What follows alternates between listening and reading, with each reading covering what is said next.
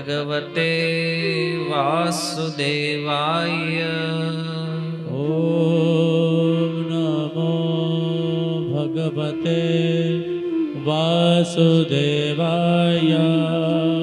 ઓમ નમો ભગવતે વાસુદેવાય. ઓમ નમો ભગવતે વાસુદેવાય. ઓમ નમો ભગવતે વાસુદેવાય. ઓમ નમો ભગવતે વાસુદેવાય. હરે કૃષ્ણ. ઉપસ્થિત સર્વ શ્રોતાગણ, વૈષ્ણવજન એવં મહાનુભાવોનું આજના સત્સંગમાં હાર્દિક સ્વાગત છે. શ્રીમદ ભાગવત કે છે મનુષ્ય જીવનનું પરમ લક્ષ્ય જે છે એ છે સત્સંગ. આમ તો આપણે ઘણીવાર એવું કહેતા હોઈએ છીએ કે અમે સત્સંગ કરીએ છીએ, સત્સંગમાં જઈએ છીએ, પણ સંગનો વાસ્તવિક અર્થ આચાર્યગણ કહે છે કેવલ શરીરથી કોઈ કાર્યમાં બેસવું નથી, પણ શાસ્ત્રોની વાતોને, શાસ્ત્રોના સિદ્ધાંતને મન અને બુદ્ધિની અંદર ગ્રહણ કરવું, આનું નામ સત્સંગ છે. અને સત્સંગનું ફળ શું છે? જીવનની સફળતા શેમાં છે? તો આજકાલ આપણે જોઈએ છીએ કોઈ વ્યક્તિ થોડો હાઈલી એજ્યુકેટેડ હોય કે અથવા સારી એવી ઇન્કમ હોય, સારું એવું નામ બનાવ્યું હોય સમાજમાં, તો આપણને એવું લાગે કે નહીં, આનું જીવન સફળ છે. આ આપણો દ્રષ્ટિકોણ છે. પણ શાસ્ત્ર કહે છે જન્મ લાભ પરે પુંસામ અંતે નારાયણ સ્મૃતિ. જીવન જે આ મળ્યું છે, મનુષ્ય જીવન ખાસ કરીને, એનો શ્રેષ્ઠ લાભ છે કે મૃત્યુ સમયે ભગવાનનું સ્મરણ થાય, ભગવાનની યાદ આવે. કારણ કે ભગવદ્ ગીતામાં ભગવાન કૃષ્ણ કહે છે કે હે અર્જુન, યમ યમ વાપી સ્મરણ ભાવમ ત્યજત્યંતે કલેવરમ. હે અર્જુન, મૃત્યુ સમયે વ્યક્તિનો જે ભાવ છે અથવા જે ભાવનું સ્મરણ કરે છે, એ ભાવને નેક્સ્ટ જીવનમાં એ પ્રાપ્ત કરે છે. તો ગીતાના શ્લોકથી એક વાત તો ક્લિયર થઈ ગઈ છે કે એ લોકો જે માને છે કે પુનર્જન્મ જેવું કાંઈ હોતું નથી અથવા દ્વિતીય જન્મ હોતો નથી, કારણ કે આજકાલ પશ્ચિમી વિચારધારાઓથી જે પ્રભાવિત છે જે લોકો, એની માન્યતા એવી છે કે ભાઈ ભગવાન, ગુરુ, ધર્મ આ બધું અંધશ્રદ્ધા છે અને આપણે એમાં કઈ માનવાની જરૂર નથી, આવું લોકો કહેતા હોય. પણ એક પ્રશ્ન એ પણ થાય ને કે તો તમારી વાત અમારે શું કામ માનવી ભાઈ? માનો પશ્ચિમના દેશમાંથી કોઈ વૈજ્ઞાનિક કે ત્યાંનો કોઈ નેતા, કોઈ લીડર એવું કહી દે કે ભાઈ અમે પુનર્જન્મને માનતા નથી, તો એની વાતમાં આવીને આપણે શા માટે એવું માનવું જોઈએ કે અમે નથી માનતા, તમારી વાત બરાબર છે? સાક્ષાત ભગવાન શ્રી કૃષ્ણ દ્વારા કહેવાયેલી જે ભગવદ્ ગીતા છે, આ ભગવદ્ ગીતા આપણી પાસે વિદ્યમાન છે અને એમાં ભગવાન આ વાત કહી રહ્યા છે કે અર્જુન, મૃત્યુ સમયે જે ભાવનું સ્મરણ કરશે વ્યક્તિ, એ ભાવને એ નેક્સ્ટ જીવનમાં પ્રાપ્ત કરવાનો છે. તો હવે પ્રશ્ન એક ઈ થાય કે સ્મરણ શેનું થાય? આપણે તો જીવનમાં હજારો હજારો લાખો લાખો કાર્ય કર્યા છે, ઘણા બધા વિષયોમાંથી આપણે નીકળ્યા છીએ, તો પછી સ્મરણ થશે કોનું? તો કે છે જીવનમાં જેનો અભ્યાસ સૌથી વધારે થયો હોય, એ આપણને મૃત્યુ સમયે યાદ આવે, મૃત્યુ સમયનું સ્મરણ થાય. માની લો કોઈ વ્યક્તિની રુચિ ખાવામાં વધારે છે, કોઈ પણ ટાઈમ હંમેશા ખાવાનું ચિંતન કરતા હોય, ગમે ત્યારે એને મળો તો ખાવાની જ વાત હોય, ગમે ત્યારે એને કહો તો એ ખાવા માટે તૈયાર હોય, તો આવા વ્યક્તિના મૃત્યુ સમયે એને યાદ આવશે ભોજન, ખાવાનું. માની લો કોઈ વ્યક્તિને કામની બહુ રુચિ હોય, ઘણા લોકો કહેતા હોય અમને છે ને આમ નવરા ગમે નહીં, કાંઈક ને કાંઈક કામ હોવું જોઈએ, પ્રવૃત્તિ હોવી જોઈએ, નવરા નથી બેહી એકતા. તો જેણે આજીવન કામ કર્યું છે તો એ કામનું ચિંતન કરશે, કાર્યનું ચિંતન કરશે, તો એને એનું સ્મરણ થશે. તો જેની જેની જ્યાં રુચિ છે એવું સ્મરણ મૃત્યુ સમય બને. આનું કારણ શું છે? તો કે જે આપણું મન, આપણી બુદ્ધિ, આપણું ચિત્ત જે છે એને એ પ્રકારનો અભ્યાસ થઈ જાય છે, એવું વિચારવાનું, એવું સમજવાનું, એવી પ્રવૃત્તિઓ કરવાનું. પણ ભગવાન કહે છે અર્જુન, આ જીવન જે છે ને આ ખાવા પીવા ઊંઘવા માટે નથી મળ્યું. મનુષ્ય જીવનનું લક્ષ્ય કંઈક જુદું છે, આનો ટાર્ગેટ કંઈક જુદો છે. આપણને બધાને મનુષ્ય બનાવીને મોકલ્યા છે તો એક વિશેષ ઉદ્દેશ્યને લઈને ભગવાને અહીંયા મોકલ્યા છે આપણને. પણ આ ઉદ્દેશ્યને ભૂલવાના કારણે આપણે એવું માનીએ છીએ કે જીવન શું છે? બોલે ખાઓ પીવો અને મજા કરો. આહાર નિદ્રા ભય મૈથુનમ છે સામાન્ય એતત પશુભીર નરાણામ. તો શાસ્ત્ર કહે છે કે આ માટે જો તમે માનતા હોય કે જીવન મળ્યું છે તો આ તો પશુઓ પણ કરે છે. આહાર આપણે ભોજન લઈએ છીએ, પશુઓ પણ ભોજન લે છે. નિદ્રા આપણે સૂઈએ છીએ, પશુઓ પણ સૂવે છે. ભયથી રક્ષણ કરવા માટે આપણે સુંદર ઘર બનાવ્યા, હથિયારો બનાવ્યા, કેટલી કેટલી વસ્તુઓ આપણે રક્ષા માટે બનાવી છે, સિક્યુરિટી માટે.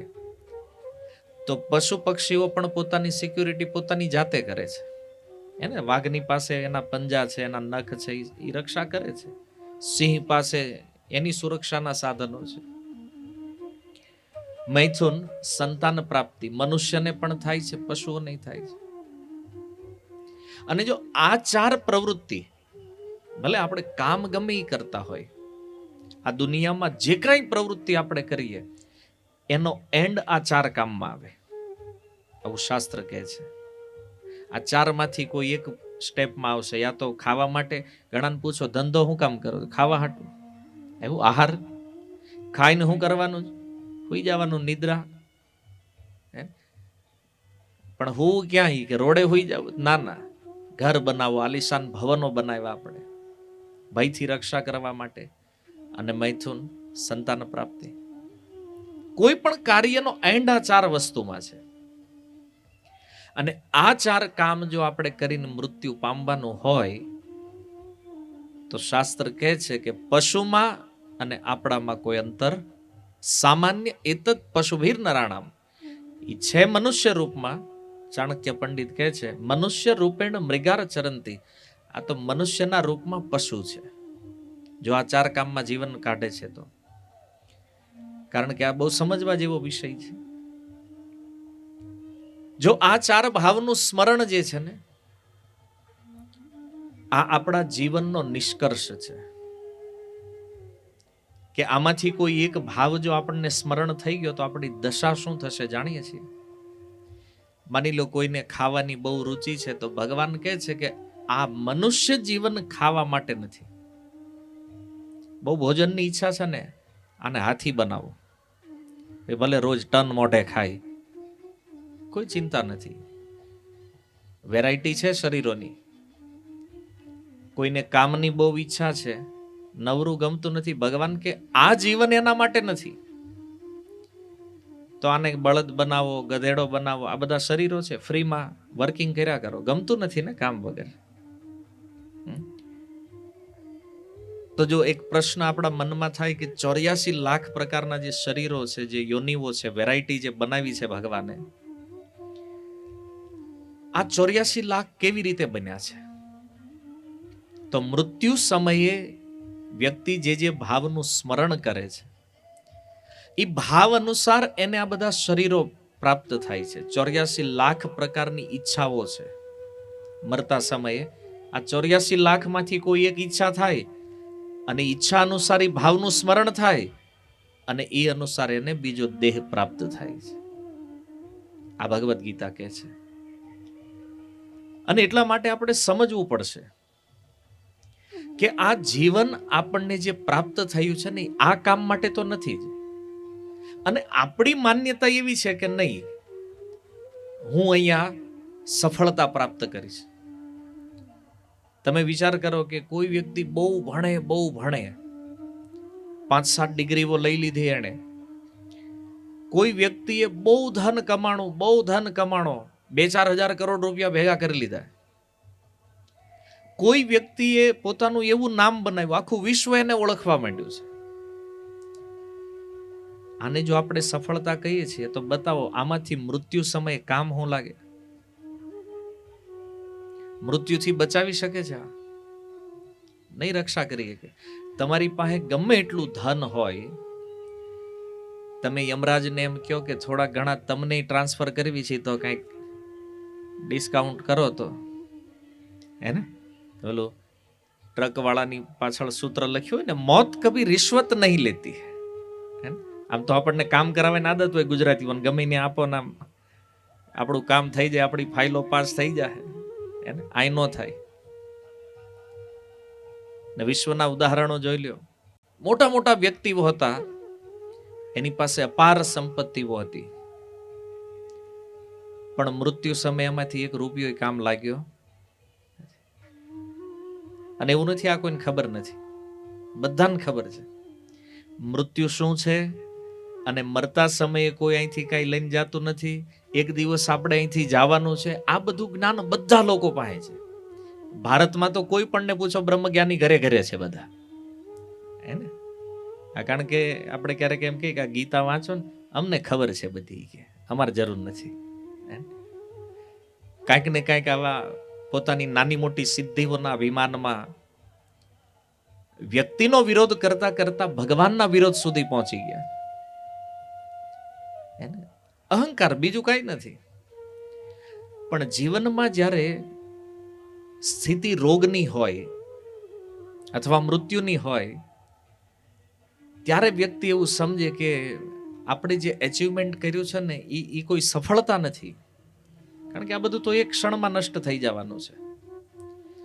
અને આવું જાણવા છતાં પણ સમયનો દુરુપયોગ જે થઈ રહ્યો છે, અમૂલ્ય મનુષ્ય જીવન પ્રાપ્ત થયું છે, અને આને કહે ને આ મફતના ભાવમાં વેડફી રહ્યા છીએ. માની લ્યો દવાખાનામાં આપણે હોય અને કોઈ એમ કે, ડોક્ટર એવું કહી દે કે ભાઈ હવે તમારી પાસે 5 કલાકનો સમય છે. તમે ડોક્ટરને એમ કહો કે સાહેબ તમે કયો એટલા તમારે એકાઉન્ટમાં નાખવી, પણ મને છે ને 4 દિવસ જીવાડી દો વધારે, ખાલી 4 દિવસ મને એક્સ્ટ્રા આપો પ્લસ. આપી શકે?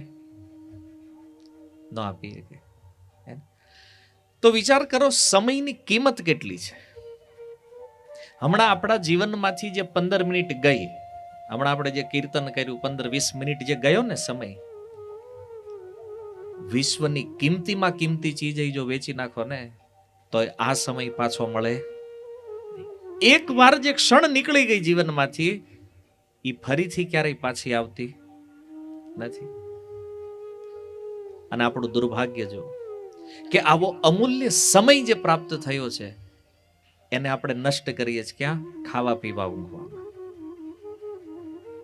કારણ શું છે? અજ્ઞાન. જીવનના લક્ષ્યને આપણે જાણતા નથી, અને એને જાણવા માટે આ સત્સંગ છે કે ક્યારેક સત્સંગમાં જઈએ, શાસ્ત્રમાંથી કંઈક શ્રવણ કરીએ, કંઈક સાંભળીએ. આ પણ જીવનનો એક પાર્ટ છે. જેટલું આપણે માનીએ છીએ બિઝનેસ કરવો જરૂરી છે, વ્યવહાર કરવો જરૂરી છે, એનાથી પણ વિશેષ જરૂરી છે આવવાવાળા મૃત્યુની તૈયારી. આટલું તો બધા માનો છો ને કે એક દિવસ આપણે જવાનું છે. ક્યારે જવાનું છે એ ખબર નથી આપણને, ડેટ આપણી પાસે નથી એની, પણ જવાનું છે એ તો ખબર છે ને. અને જ્યાં જવું છે તો જાતા પહેલા એની તૈયારી હોવી જોઈએ. માની લો તમારે અહીંથી અમેરિકા જવું હોય તો તમે એમનામ ફ્લાઇટ પકડો છો, પેલા 3-4 મહિના તૈયારી કરો જવાની. તો જે અનંતની યાત્રાએ આપણે નીકળવાનું છે, તો એના માટે પણ તૈયારી જરૂરી છે. પણ આ જીવન પ્રાપ્ત કરીને આપણે સાંસારિક માયામાં એવી રીતે ફસાઈએ છીએ કે આ લક્ષ્યને આપણે ભૂલી જઈએ છીએ. ક્યારેક ક્યારેક કોઈક ઇન્વાઇટ કરે કે ભાઈ આવો ને સત્સંગમાં તમે, અમને એ બધું ફાવે નહીં. હું કામ નથી ફાવતું? કારણ કે તમને તો યમરાજ જ ફાવશે. હા, ફાવે નહીં. તમે કોઈ સ્પેશિયલ કેસ નથી. અહીંયા સંસારમાં બધા મનુષ્યોની સ્થિતિ એક જ સરખી છે. અહીંયા જન્મ થયો છે તો બધા એક સરખા જ હોય ને મૃત્યુ પામે ત્યારે પણ એક જ સમાન હોય. વચ્ચે જે કંઈક થોડુંક આપણે આડું ઉડું આમ તેમ કરીએ છીએ ને એમાં એમ લાગે કે આ ઉપર છે, આ નીચે છે, ને આમ તેમ અપડાઉન લાગે છે. પણ રિયલ પરિસ્થિતિ આ છે જીવનની. અને ભગવાન કહે છે, અર્જુન, જે ભાવને પ્રાપ્ત કરશો, જેનું સ્મરણ કરવાના છો ને, એ દેહને પામવાના છો. એટલા માટે પ્રવૃત્તિ એવી કરવી જોઈએ, જેમ શ્રીમદ ભાગવત કહે છે કે અંતે નારાયણ સ્મૃતિ, કે જ્યારે આપણું મૃત્યુ આવે ને ત્યારે આપણને ભગવાનની યાદ આવે, ભગવાનનું સ્મરણ થાય. અચ્છા, એક પ્રશ્ન થાય કે ભગવાનનું સ્મરણ શા માટે? એને યાદ કરવાથી શું ફાયદો થાય? તો નેક્સ્ટ શ્લોકની અંદર ભગવાન કહે છે, અર્જુન, અંતકાલે ચ મામેવ સ્મરણ મુક્ત્વા કલેવરમ. કોઈ મારું સ્મરણ કરતા કરતા જો શરીરનો ત્યાગ કરે તો એ મને પ્રાપ્ત કરે છે. અને ભગવાનને પ્રાપ્ત થયો કોઈ, પછી એ આ જન્મ મૃત્યુના પ્રવાહમાં ક્યારેય આવતો નથી. એટલે આ જન્મ મરણના પ્રવાહમાંથી મુક્ત કેમ થવું ને, આ મનુષ્ય જીવનનું પ્રથમ લક્ષ્ય છે, પરમ લક્ષ્ય છે. આપણને મનુષ્ય એટલે બનાવવામાં આવ્યા છે. તમે જો 84 લાખ પ્રકારના જે શરીરો છે અને એની બધી અલગ અલગ વેરાયટીઓ છે. ઉપનિષદ ભગવાન કહે છે, જલજા નવલક્ષાણી, 9 લાખ પ્રકારના શરીરો પાણીમાં રહેવા વાળા છે. સ્થાવરે લક્ષ વિશંતિ, 20 લાખ વનસ્પતિ છે. સ્થાવર સ્થિત, આ વૃક્ષો જે હલનચલન નથી કરતા પણ જીવ છે, એમાં 20 લાખ યોનિઓ છે, વનસ્પતિ ઇત્યાદિ. કૃમિ રુદ્ર સંખ્યા કહ, 11 લાખ જીવ જંતુઓ છે. બેક્ટેરિયા, વાયરસ, કીડા મકોડા ઇત્યાદિ જીવ જંતુઓ જે આપણે જોઈએ છીએ. 10 લક્ષાણી પક્ષી, બેહગ, આકાશમાં ઉડવાળા પક્ષીઓની સંખ્યા છે 10 લાખ. એના પ્રકાર, વેરાયટી છે, યોનિઓ અલગ અલગ. અને 30 લક્ષાણી પશવ, 30 લાખ પ્રકારના પશુઓ છે, ગાય, ભેંસ, હાથી, ઘોડા ઇત્યાદિ. અને 4 લક્ષાણી માનવ, 4 લાખ પ્રકારના મનુષ્યો હોય છે. આવું વર્ગીકરણ આપણા વેદોમાં થયું છે આ 84 લાખ શરીરોનું. અને આમાંથી કોઈ એક શરીર મળે છે અલગ અલગ ઈચ્છાઓ પ્રમાણે, પણ આ મનુષ્ય જીવન જે છે ને સૌથી સ્પેશિયલ છે. સ્પેશિયલ શેના માટે છે? કારણ કે આ એક શરીર એવું છે, આમાં તમે ભગવાનનું ભજન કરી શકો, ભગવાનની ભક્તિ કરી શકો. અને ભગવાનનું ભજન કરવું ને એ આ જીવનનું લક્ષ્ય છે, આપણને એટલા માટે મળ્યું છે. તો આના સિવાય આપણે બધું જ કરીએ છીએ. તો કામ ધંધો વેપાર વ્યવહાર એ બધું જરૂરી છે, પણ એની સાથે વિશેષ જરૂરી આ છે, આપણું આત્મકલ્યાણ. અત્યાર સુધી સંસાર માટે આપણે જીવ્યા છીએ, બીજા માટે કામ કર્યું છે, અનેક અનેક લોકો માટે કાર્યો કર્યા આપણે, પણ આપણા પોતાના માટે આપણું કલ્યાણ કરી શકે એ કાર્ય કયું છે? એ ભગવાનનું ભજન છે, જે આપણે પોતાના માટે કરવાનું છે, પોતાના કલ્યાણ માટે. કારણ કે આમાં બીજા કોઈ લોકો સહાયતા ન કરી શકે. સંપત્તિ હોય તો પિતાની સંપત્તિ વારસામાં મળે પુત્રને, પણ ભજન વારસાગત નથી. આમાં વાટે ન હોય કે ભાઈ હાલો આને બાપા ભજન કરતા હતા, છોકરાને વાંધો નહીં આવે. એને પોતાનું ભજન તો પોતે જ કરવું પડે. તો જીવનનું લક્ષ્ય ભગવાનની ભક્તિ છે. અને આ જો સમજમાં આવે તો જીવનની દશા પણ બદલાશે ને જીવનની દિશા પણ બદલાશે. બાકી તમે જો જે ભૌતિક વસ્તુઓને લઈને આપણે વિચાર કરીએ છીએ કે નહીં આ વસ્તુઓ પ્રાપ્ત થશે તો અમારા જીવનમાં સુખ આવશે, શાંતિ આવશે, આવું થયું છે? આપણને પહેલા એવું હતું, આપણે ગામડે રહેતા હતા, આપણને એમ થયું કે હાલો ને શહેરમાં જઈએ તો ત્યાં જઈને કંઈક બિઝનેસ કરશું, ધન વધારશું તો આપણા જીવનમાં સુખ મળશે.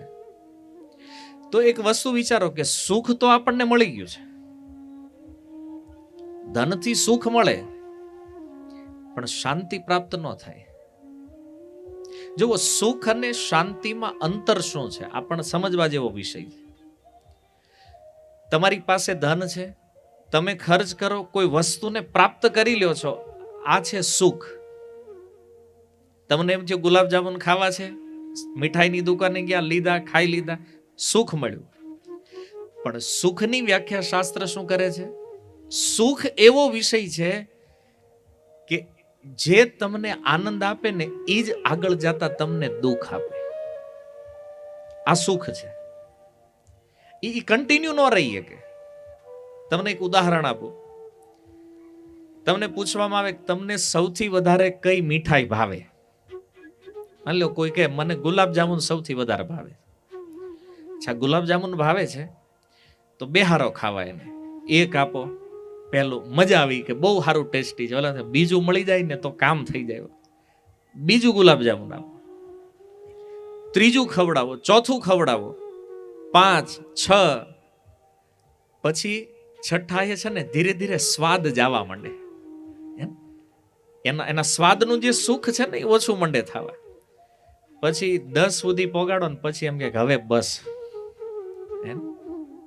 આપણે કે નહીં નહીં એક લઈ લ્યો, હવે નહીં, હવે તો એકય હાલે એમ નથી. તો ગુલાબ જામુન પહેલું જ્યારે ખાધું ત્યારે જે સુખની અનુભૂતિ થઈ છે ને એ 10માં પછી જોવું ન ગમે.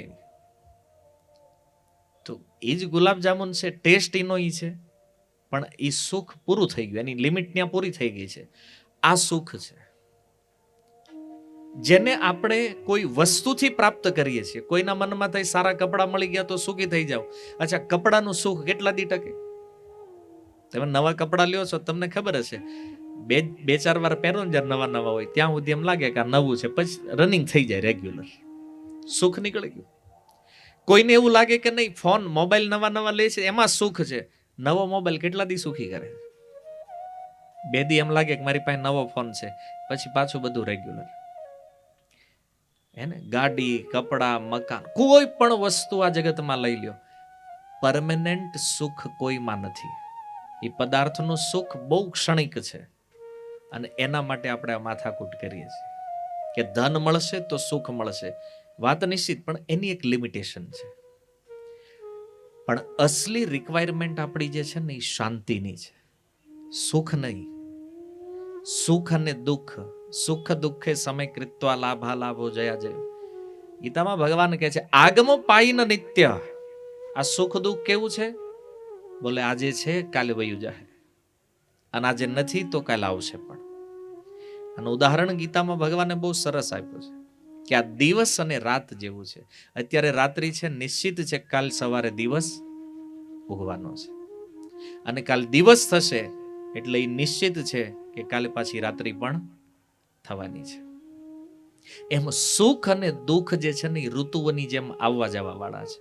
આગમા પાઈનો નિત્ય તાન સ્થિતિ ક્ષસ્વ ભારત. અને એટલા માટે હે અર્જુન આને સહન કરવું જોઈએ.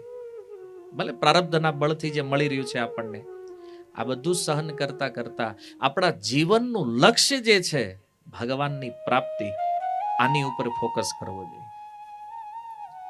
અને તમે વિચાર કરો કે કોઈ પણ પ્રવૃત્તિ કરીને વ્યક્તિ મૃત્યુને પ્રાપ્ત થાય છે, પણ જો એને આત્મકલ્યાણ ન કર્યું તો એની આ બધી પ્રવૃત્તિ ફેલ છે. ઘણી વાર આપણને એવું લાગે સમાજના કાર્યો બહુ મહત્વપૂર્ણ છે. આપણે ઘણા લોકોને કહે છે ભક્તિ કરો ને, પણ એ કે અમારે કામ એટલું બધું હોય ને, આ બહારનું સમાજનો વહીવટ છે, આખો સેવા કરવી સમાજની, કરો મરો. એને શું લાભ થવાનો છે? એનાથી કોઈ લાભ નથી. પણ અજ્ઞાનના કારણે એવું લાગે છે કે નહીં આ કાર્ય સુખી કરશે, તો સુખી તો થઈ જાઓ તમે, પણ આત્મકલ્યાણ આ જન્મ મરણના પ્રવાહને બ્રેક કરવાનો છે અને તોડવો છે. આનું શું થશે?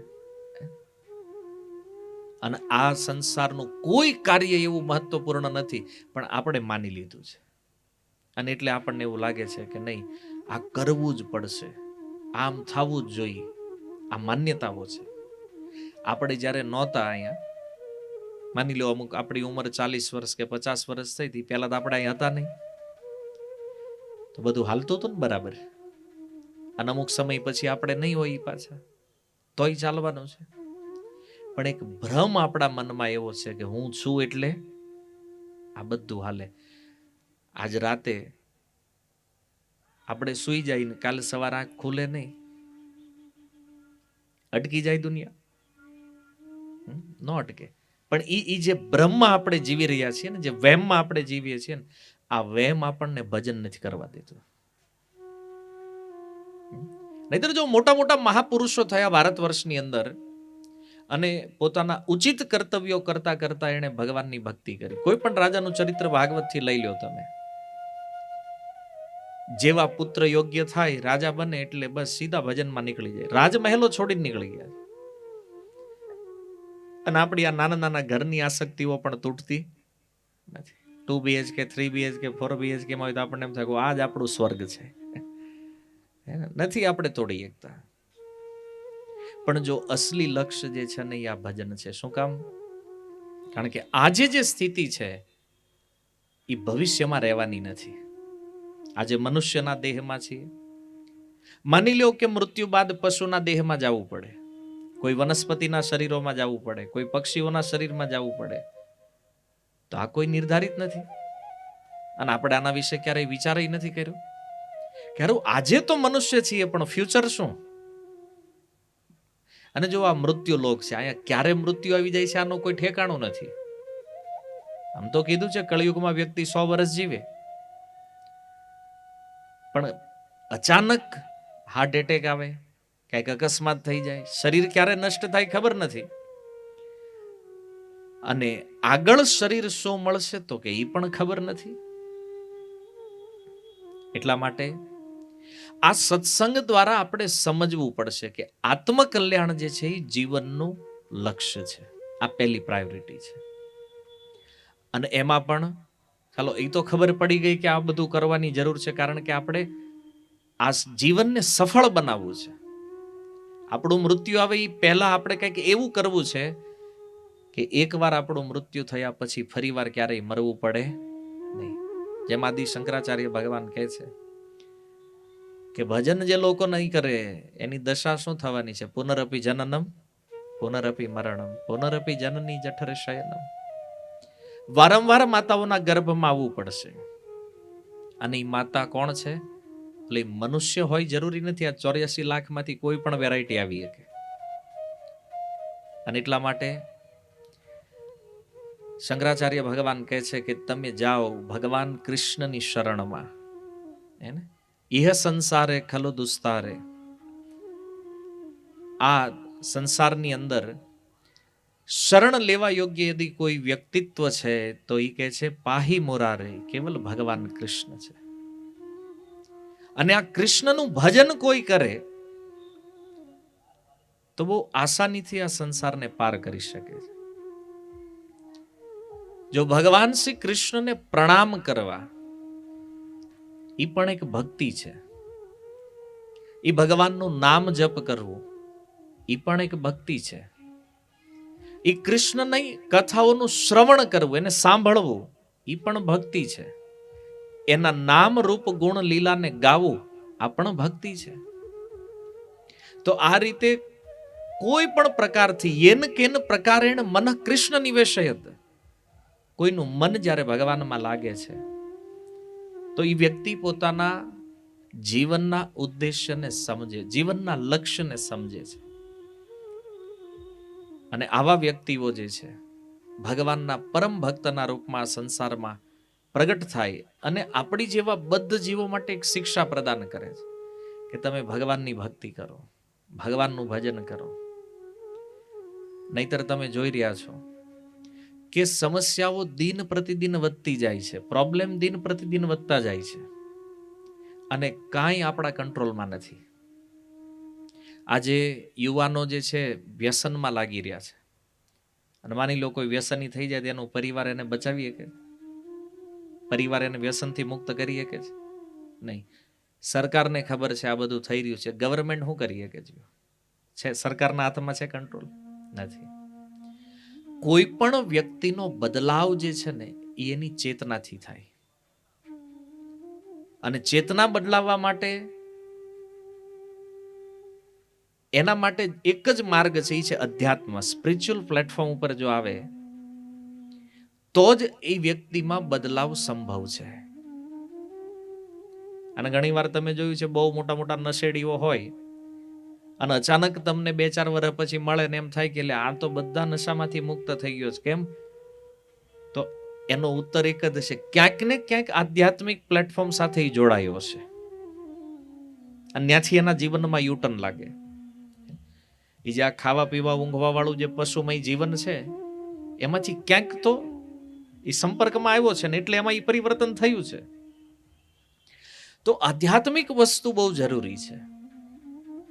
અને નવધા ભક્તિમાં શ્રી પ્રહલાદ મહારાજ કહે છે, શ્રવણમ કીર્તનમ વિષ્ણુર સ્મરણમ પાદ સેવનમ અર્ચનમ વંદનમ દાસ્યમ સખ્યમ આત્મનિવેદનમ. આ 9 પ્રકારની જે ભક્તિ છે, ઇતિ પુંસાર્પિતા વિષ્ણુ ભક્તિ ચનવ લક્ષણા. આ 9 પ્રકારની ભક્તિ કોઈ ભગવાન વિષ્ણુ પ્રતિ સમર્પિત કરે તો કહે છે કે આવું જે વ્યક્તિ છે આ દુનિયામાં શ્રેષ્ઠ છે. એ પોતાનું આત્મકલ્યાણ કરવા માટે સક્ષમ છે. તો એનું સૌથી પહેલું કાર્ય છે શ્રવણ, સાંભળવું જોઈએ. કારણ કે જ્યારે આપણે ભગવાનના વિષયમાં સાંભળીએ છીએ, સત્સંગ દ્વારા મનુષ્ય જીવનના વિષયમાં સાંભળીએ છીએ, ત્યારે આપણા મનમાં એક ભાવ જાગે છે ભગવાન સાથે જોડાવાનો, ભગવાન સાથે કનેક્ટ થવાનો. જો આપણા જીવનમાં બધું હોવા છતાં જે સમસ્યા છે ને એ સમસ્યા એટલા માટે છે કે જે આ સ્પિરિચ્યુઅલ પ્લેટફોર્મ જે છે, આ સ્પિરિચ્યુઅલ આધ્યાત્મિક કડી જે છે ને એ ખૂટે છે. અને જ્યારે કોઈ વ્યક્તિ ભગવાન સાથે જોડાય, ભગવાન સાથે કનેક્ટ કરે પોતાને, તો એ નિશ્ચિત રૂપમાં સુખી થવાનો છે. તમે જો આ લાઇટ અહીંયા આવી રહી છે, ઇલેક્ટ્રિસિટી અહીંયા છે, પણ આ ઇલેક્ટ્રિસિટીનો સોર્સ જે છે એ શું છે? Power house. પાવર હાઉસ છે, એમાંથી જો જ્યાં પણ તમે લાઇટ જોઈ રહ્યા છો, આ બધી લાઇટનું મૂળ પાવર હાઉસ છે. એમ ભગવાન જે છે ને એ સુખનું મૂળ છે, આનંદનું મૂળ છે, અને એનું સ્વરૂપ છે સત ચિત્ત આનંદમય. તો એ જે આનંદમય ભગવાન છે એની સાથે જ્યારે કોઈ કનેક્ટ થાય તો એના જીવનમાં આનંદ આવે. બાકી સંસારમાં ગમે એટલું મથી લે, એને કોઈ વસ્તુ કે વ્યક્તિ ક્યારેય આનંદિત કરી શકે નહીં. આ રિયાલિટી છે. અસલી આનંદનો સોર્સ જે છે ને એ ભગવાન છે. એટલે ત્યાં કનેક્ટ થવાનું. ઘણા કે ભાઈ ભક્તિ શું કામ કરવી, અમારે ભજન શું કામ કરવું, અમારે આનંદ સુખ જોતું છે વાસ્તવિક, તો ભગવાન સાથે કનેક્શન જોડવું પડશે. બાકી સંસારના સુખ માયા ક્યારે નષ્ટ કરશે ખબર નહીં રહેતું. કરી દે. આપણે સખત પરિશ્રમ કરીને જે જે વસ્તુઓને પ્રાપ્ત કરીએ છીએ ને, આ કાળ અને માયા એને નાશ કરી દે છે. કરે છે કે નહીં? જે જે વસ્તુઓનું નિર્માણ આપણે કર્યું છે, અને જે વસ્તુઓને આપણે હંમેશા રાખવાની ટ્રાય કરીએ છીએ, આ રહેવું જોઈએ, ઓલવેઝ અમારી સાથે રહેવું જોઈએ, ક્યારેય ન છૂટવું જોઈએ, છતાં બધાનો વિયોગ થાય છે કે નહીં? આપણને એમ છે કે મારી પાસે જે કંઈ છે એ ક્યારેય નહીં છૂટે. નહીં, આ છૂટવાનું છે. કઈ રીતે? જો મૃત્યુ આવશે તો ઓટોમેટિક બધું છોડાવી દેશે માયા, અને જીવતા જીવ આપણું જે છે એ ક્યારેક કોક લઈને વયું જાય છે. આ કોક ઉઠી જાય ત્યારે નથી લઈ જતા. આપણે શું કરીએ કે એને કહ્યું, આપણે અહીંયા હોઈએ, સુરક્ષા આપણી બધી હોય, આપણું ધન આપણા હાથમાં બધું હોય, છતાં કોક લઈ જાય. તો કોઈને કોઈ રીતે વિયોગ તો થવાનો આ નિશ્ચિત છે. એટલા માટે બુદ્ધિમાન વ્યક્તિ છે કે જે આની ઉપર વિચાર કરે કે આ જે માયામય સંસાર છે, જે સ્થાનમાં આપણે રહ્યા છીએ, જ્યાં આપણે મનુષ્ય બન્યા છીએ, તો આનો બેસ્ટ ઉપાય એ છે કે ભગવાનનું ભજન કરો, ભક્તિ કરો. અને જો મનુષ્યની બુદ્ધિ કેવી ઉલટી ચાલે છે, આપણે એને કહીને ભક્તિ કરો તો કે આની સિવાય બધું કરવું છે, જે કયો આ નથી કરવું. આપણે આમ કેવી કે આપણે કોઈને કહી દેવી ભજન કરો ને થવા માંડે, એવું નથી હો. આપણા ગુજરાતી સંતો કે ને કે ભક્તિ ખાંડા કેરી ધાર છે. ભજન કરવું ને બે ધારી તલવાર ઉપર હાલવું, આ બે ખરું એટલું ઈઝી કામ નથી. હું તમને એક સત્ય ઘટના કહું. અમારું એક મંદિર છે બંગાળમાં, માયાપુર. તો એક ભક્ત, એને વિચાર થયો કે અહીંયા જે ગામડામાં લોકો રહે છે, તો હાલો ને આને ભજનમાં લગાડવી, કડાક ભક્તિમાં લગાડીએ. તો પ્રભુજી ગયા બહાર અને જોયું કે આમ બધા ખેતરમાં મહેનત કરતા હતા, એ બપોરનો તડકો મજૂરી. એટલે પ્રભુજીએ પૂછ્યું કે કેટલા રૂપિયા આપે તમને? આખો દી તમે મજૂરી કરો છો, સવારથી સાંજ સુધી કેટલા રૂપિયા? 50 રૂપિયા મળે. બંગાળમાં 50 રૂપિયામાં આખો દી મહેનત કરો, એ ક્યાં કરીએ? એક કામ કરો, હું 200 આપી કે તમને. કામ શું કરવાનું કે મારી હારે હાલો. બધા લાવ્યા મંદિરમાં, ફર્સ્ટ ક્લાસ એસી હોલમાં બેહાર્યા, બધાને એક એક માળા આપી. બસ સવારથી સાંજ જે તમે ખેતરમાં મજૂરી કરો છો, અહીં બેહીન આ એસી હોલમાં બેહીન તમારે ભગવાનનું નામ લેવાનું. સાંજે 6 વાગે બધાને 200 મળી જાય. બેહાર્યા, કલાક તો બેઠા. પ્રભુજીએ કીધું હું આટો મારીને આવું છું. પાછા આવ્યા તો એકય મળે નહીં. કેમ? વિચાર તમે જો કે આવી મજૂરી કરવી છે, એટલું કષ્ટ સહન કરવું છે, છતાં ભગવાનનું નામ લેવું. એસીમાં બેહારીને માળા કરાવતા તો એ નથી કરવું. આ સ્વભાવ બની ગયો છે. વારંવાર આ માયામય જગતમાં રહ્યા છીએ. સુખદેવજી ભાગવતમાં કહે છે કે ગંગાની અંદર રેતીના કણને ગણવું સંભવ છે, પણ આપણા જન્મ અને મરણ કેટલા થયા છે ને, આનો આંકડો ભગવાન સિવાય કોઈ પાસે નથી. એટલી વાર જન્મ થયો, એટલી વાર મર્યા છીએ, અને એના કારણે અભ્યાસ થઈ ગયો છે આ સંસારને ભોગવવાનો. આવો કે આ સંસારમાં આવીને આવી ગધા મજૂરી કરે છે, પણ અસલી આત્મકલ્યાણ કરવા વાળું ભજન કરવામાં રુચિ નથી લાગતી. કોઈને કઈ ભગવાનનું નામ લ્યું તો કે ના ના ઈ રહેવાય દો, એમાં નહીં જામે, એ આપણને ન ફાવે. આ સ્થિતિ છે. એટલા માટે સત્સંગ દ્વારા જ્યારે સમજ પ્રાપ્ત થાય, આપણે એવું કંઈક સમજીએ પોતાના જીવનના લક્ષ્યના વિષયમાં, ધીરે ધીરે આપણી અંદર અમુક પ્રશ્નો થવા લાગે. ભાઈ હું કોણ છું? શા માટે આ સંસારમાં આવ્યો છું? મારે દુઃખી થવું નથી, દુઃખ મને શા માટે આવે છે? જો ડિમાન્ડ કરે છે કોઈ દુઃખની? કોઈ ભગવાનને પ્રાર્થના કરી પ્રભુ દુઃખ આપો? આવો કોઈ માણસ તમને મળે નહીં દુઃખ માગે. બધા સુખની ડિમાન્ડ કરે છે, સુખની જ ચાહના રાખે છે, તો એ વગર માગે આવે છે? હે ને? કોઈ નથી માગતું તોય દુઃખ આવે છે. પણ જો ભાગવતમાં એક પાત્ર એવું છે, એને દુઃખ માગ્યું ભગવાન પાસે. પાંડવોની જે માતા છે કુંતી, ભગવાન શ્રી કૃષ્ણ દ્વારકા જઈ રહ્યા છે, અને બહુ સુંદર એમની પ્રાર્થના છે ભાગવતની અંદર.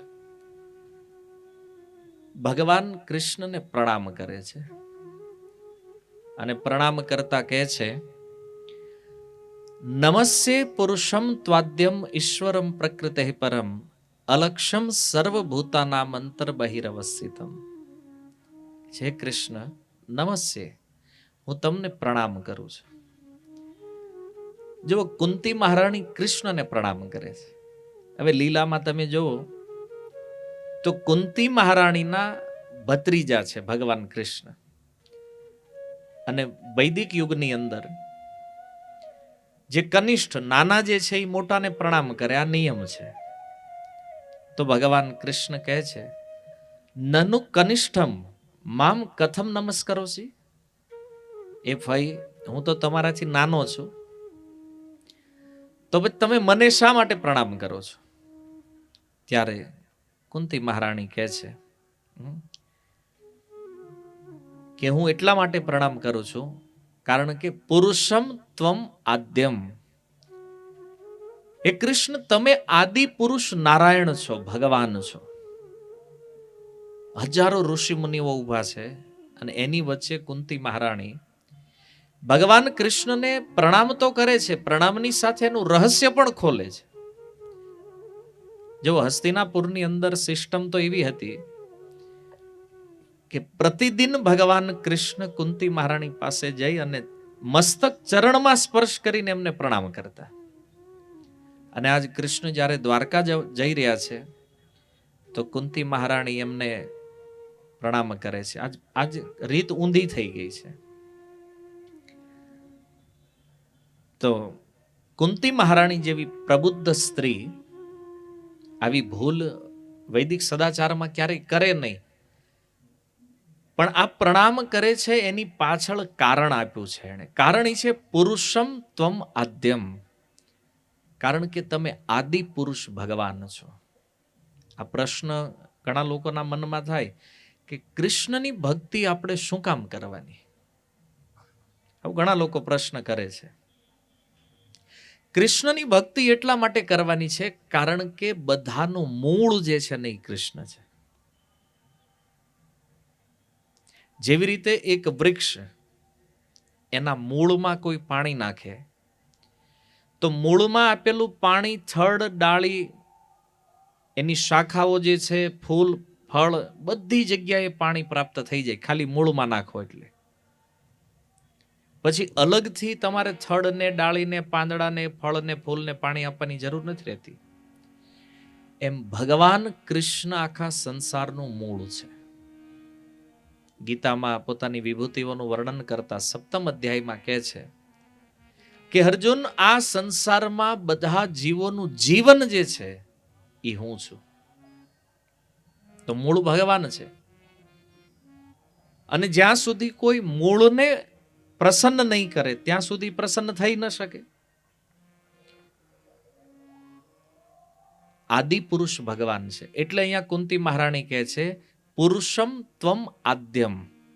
આદ્યમનો અર્થ છે કે એનાથી પરે કોઈ નથી, એનાથી આગળ કોઈ નથી. જેવી રીતે આદિ અંત રહિત, આવું આપણે ઘણીવાર સાંભળતા હોય. એનો અર્થ શું છે? જેની કોઈ શરૂઆત નથી અથવા જેનું કોઈ કારણ નથી. બ્રહ્માજી પ્રાર્થના કરતા બ્રહ્મ સંહિતામાં કહે છે ઈશ્વર પરમ કૃષ્ણ સચ્ચિદાનંદ વિગ્રહ અનાદિરાદિર ગોવિંદ સર્વ કારણ કારણ. તો ભગવાન કૃષ્ણ ગોવિંદ જે છે એ છે સર્વ કારણ કારણમ. બધા કારણોનું કારણ જે છે ને એ ભગવાન કૃષ્ણ છે. બ્રહ્મ સંહિતા બ્રહ્માજી કહે છે. તો સર્વ કારણનો અર્થ શું છે? અચ્છા, આપણે આ સંસારમાં છીએ, આપણને કોઈ પૂછે તમારું કારણ કોણ છે તો આપણે કહીએ આપણા પિતા. એને પૂછો તમારું કારણ કોણ છે, બોલે એના પિતા. એને પૂછો એનું. આમ તમે આખી પેઢીઓ પાછી મારતા જાઓ. આ બ્રહ્માંડમાં છેલ્લું વ્યક્તિત્વ જે આવે છે બ્રહ્માજી. અચ્છા, બ્રહ્માજીને પૂછવામાં આવે બ્રહ્માજી તમારું કારણ કોણ છે? તો બ્રહ્માજીનું કારણ છે ગર્ભોદકશાહી વિષ્ણુ, જેની નાભીથી કમળ નીકળ્યું અને કમળ ઉપર બ્રહ્માજીનો જન્મ થયો છે. ગર્ભોદકશાહી વિષ્ણુને પૂછવામાં આવે તમારું કારણ કોણ છે તો કે છે કારણોદકશાહી વિષ્ણુ, જે કારણ સમુદ્રમાં શયન કરે છે. અચ્છા, કારણોદકશાહી વિષ્ણુને પૂછીએ કે તમારું કારણ કોણ છે, બોલે મહાસંકર્ષણ. મહાસંકર્ષણને પૂછો તમારું કારણ કોણ છે, બોલે ચતુર્વ્યુહ. ચતુર્વ્યુહને પૂછો તમારું કારણ કોણ છે, બોલે વૈકુંઠ અધિપતિ નારાયણ. વૈકુંઠ અધિપતિ નારાયણને પૂછો તમારું કારણ કોણ છે, બોલે બલરામ. બલરામજીને પૂછો તમારું કારણ કોણ છે, બોલે ભગવાન કૃષ્ણ. અને કૃષ્ણને પૂછવામાં આવે તમારું કારણ તો એ કહે છે મારું કોઈ કારણ, હું સ્વયં જ મારું કારણ છું. એટલે બ્રહ્માજી આ કહે છે સર્વ કારણ કારણમ. એ ભગવાન કૃષ્ણ, જેનાથી પરે કોઈ તત્વ નથી, કોઈ સત્ય નથી. એ બધાના આદિ છે પણ એનું કોઈ આદિ નથી. આ ભગવાન છે. જે કુંતી મહારાણી કે છે આદ્ય, આદ્ય શબ્દ જે એમણે પ્રયોગ કર્યો છે ને એના માટે છે કે હે કૃષ્ણ, તમારાથી પરે કોઈ સત્ય નથી, કોઈ તત્વ નથી. તો દુર્ભાગ્ય કળિયુગમાં એ છે કે જો લોકો છતાં પોતપોતાના બનાવટી મનગઢત ભગવાનો ઈશ્વરો પેદા થઈ જાય છે કળિયુગમાં. લોકો રામ કૃષ્ણને છોડી અને પાખંડને પૂજે છે. કારણ તત્વ જ્ઞાન ખબર નથી. કોઈ પણ આવ્યા એને આપણે પૂછીએ ભાઈ આ તમે આને હું કામ માનો, તો કે ના ઈ બધું ઈ કે અમારું બધું પરે છે એમ કે તમારાથી. હે ને, ગમે એ વાત કોઈને કયો, આવા જે બનાવટી ભગવાનોને માનવા વાળા જે લોકો છે ને, ક્યાં તમે લાવ્યા ક્યાંથી, આનું પ્રમાણ શું છે? પ્રમાણ ઈ તમને ન ખબર હોય ઈ કે પેલા ત્યાંથી શરૂ, આપણને પેલા ન્યા છેદ આપણો ઉડાડી નાખે, તમને ન ખબર પડે ઈ કે કેમ? અમારા ઈ ભગવાન તો કૃષ્ણથી પરે છે. એટલે આપણે પૂછી કીધું કોણે તમને? આ અમારા ગુરુજીએ કીધું ઈ હે ને? એટલે આપણને ખબર પડે કે આ તો હોકો છે, નાનો ગુરુ એનથી મોટો હોકો છે. જો શ્રીમદ ભાગવત ભારત વર્ષની એક સ્ત્રી કૃષ્ણને આદિ પુરુષ ભગવાન કહી રહી છે. કોની વચ્ચે? વ્યાસ, ધૌમ્ય, કૃપાચાર્ય, એકથી એક મહાપુરુષો ઋષિમુનિઓ હજારોની સંખ્યામાં ત્યાં ઊભા છે. અને જેણે આ વેદોનું સંકલન કર્યું છે ને એ વ્યાસ પણ ત્યાં વિદ્યમાન છે. એ વ્યાસદેવની ઉપસ્થિતિમાં કુંતી મહારાણી કહે છે કે આદ્યમ ત્વમ પુરુષમ, તમે આદિ પુરુષ ભગવાન છો. અને એક પણ ઋષિ આનો વિરોધ કર્યો? આખું શાસ્ત્ર જે વ્યાસજીએ લખ્યું એ તો કહીએ કે ને કે નહીં કુંતી મહારાણી તમે ખોટું બોલો છો, આ નહીં, આનથી ઉપર છે હજી આદિ પુરુષ ભગવાન. કુંતી મહારાણી કહે છે કોઈ વિરોધ નથી. આ પ્રમાણ છે ભાગવત. અને આવા ભાગવતના પ્રમાણોનો છેદ ઉડાડી અને આજકાલ પાખંડીઓ પોતાના ઈશ્વરોને સર્વોપરી સિદ્ધ કરવા બેઠા છે. બોલો, પણ ઓલા જેવું છે હવે કે ચકલી અને બાજમાં કોમ્પિટિશન થાય. ચકલી ચકલી છે, બાજ બાજ છે, આકાશ ખુલ્લું છે ગમે.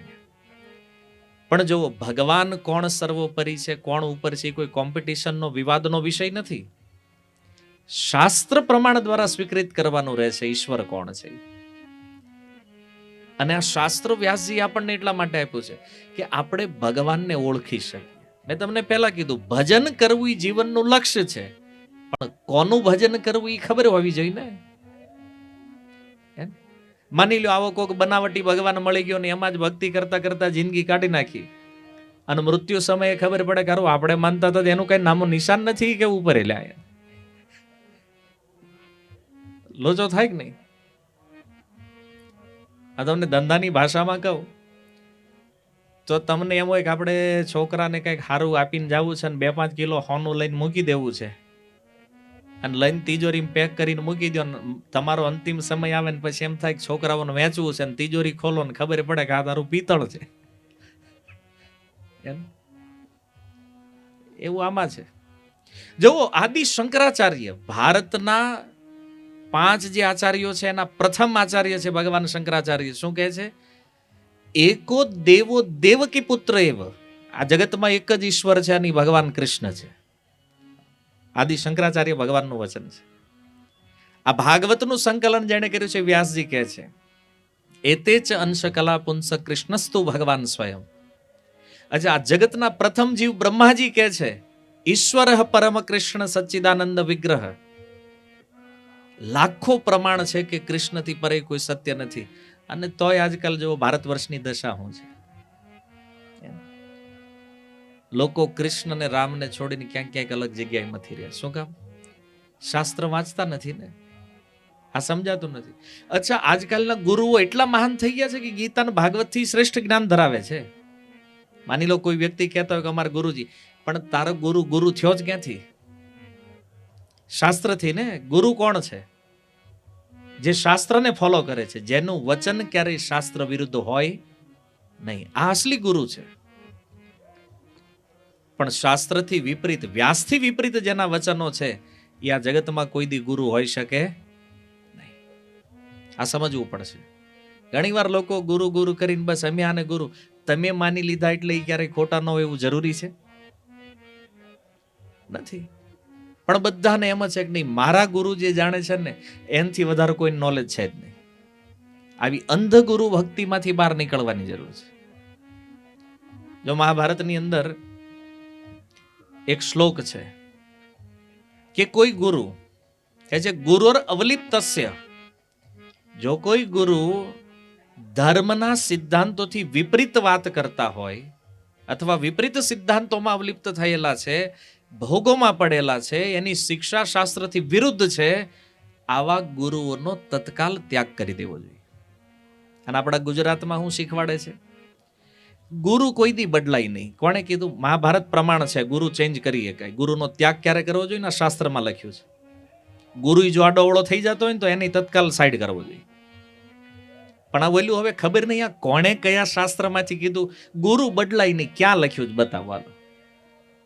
આવું જે લોકો બોલે છે પ્રમાણ કોઈની પાસે ગુરુ ન બદલાય. આ અધ્યાત્મ જગતમાં પાખંડ આમ જ ફેલાવી દીધું છે. પછી કે હવે તો આ બધા છે ને કે આ બાવા બગડી ગયા છે. કોણે બગાડ્યા? આપણે કે ઓલાને ખબર પડે કે આ ચેલાય બધા આવા જ મળ્યા છે આપણને, હે ને? ગમે ઈ કે આપણે કે હાંકે રાખો, ઈ કે આપણા ગુરુજી બોલે ખોટું ન હોય કોઈ દી, એટલે ઓલા નહીં ફાવી જાય કે અહીં બધું આપણું હાલવાનું છે. હાકો આમના નહીં. સાવધાન. અધ્યાત્મ જગતનું માપદંડ છે સાધુ, ગુરુ અને શાસ્ત્ર. સાધુ એટલે કોઈ પણ ભગવાનના ભક્ત છે, કોઈ વૈષ્ણવ છે, એ આવે છે સાધુ કેટેગરીમાં.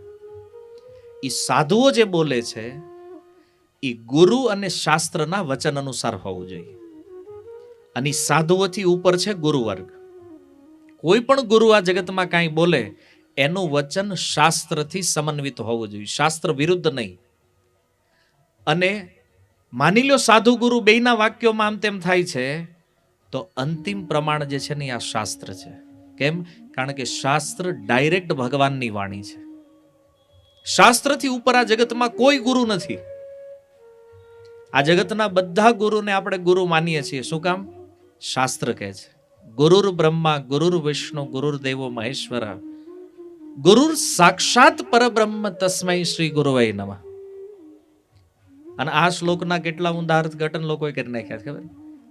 ગુરુ બ્રહ્મા, એ કે ગુરુ જ આપણા બ્રહ્મા છે, ગુરુ જ વિષ્ણુ છે, ગુરુ જ શિવ છે.